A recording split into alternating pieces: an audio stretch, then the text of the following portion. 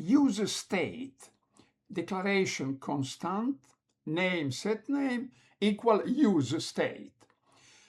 Behind the scenes, number one, initial rendering.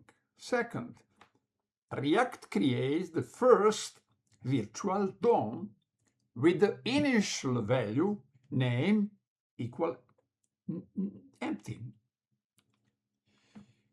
Number three, React uses vanilla JavaScript to create the corresponding elements in the browser DOM.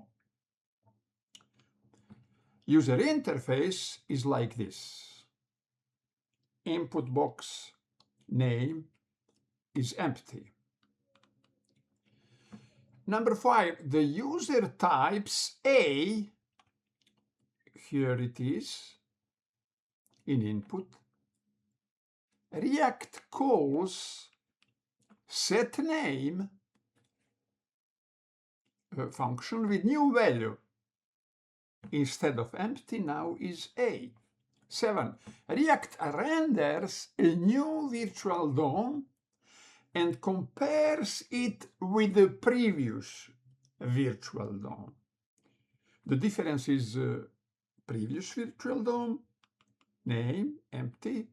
New virtual DOM, name is equal A.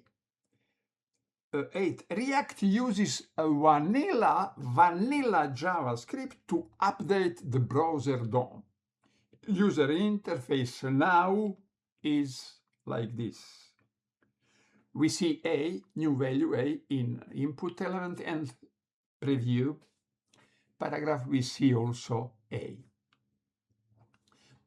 Now we see A in both the input field and the preview paragraph. This is the equivalent vanilla JavaScript. You see here. In that vanilla JavaScript, there is no script which input A, new value, in input element. Who input A in input element? It input browser directly. And in paragraph preview, input JavaScript. Notice what happens. React updates the value displayed in name. Okay, React updates. React manipulates and updates that variable name. It is a variable what declare React, and React changes it. But the browser updates real value, A updates the text shown in the input element. The browser updates the text shown in the input element. Final thought. React is free to manipulate data inside the virtual DOM, but any change to the browser DOM can only be performed using the browser's DOM API, vanilla JavaScript.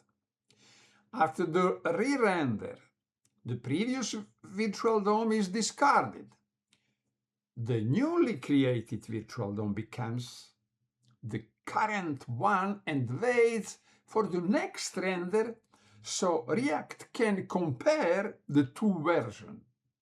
This process is called reconciliation. It begins with a React Diffing algorithm, which compares the previous and the new virtual DOM. After finding the difference, React uses vanilla JavaScript, the browser DOM API, to apply only the necessary changes to the browser DOM. If you know somebody that needs a video and explanation like I offer here, tell them about. If you like it, like it. If you need, subscribe it. Thank you for watching this video.